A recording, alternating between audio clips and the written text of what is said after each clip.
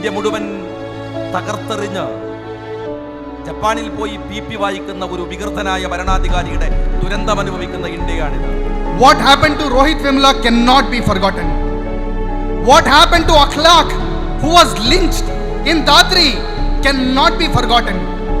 What happened to those Dalits in Una who were chained and beaten just because they were skinning a dead cow cannot be forgotten.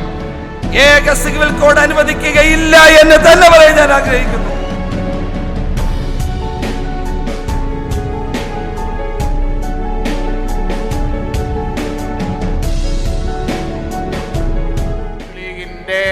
Kozhikode കടപ്പുറത്തെ ശക്തി പ്രകടനം എന്ന് പറയുന്നത് ഈ ഏക civil കോഡിന്റെ പേരിൽ സംഘപരിവാർ നടത്താൻ പോകുന്ന തട്ടിപ്പിനെതിരായിട്ടുള്ള വാണിംഗ് കൂടിയാണ് ഈ കടപ്പുറത്തെ മഹാസമ്മേളനം.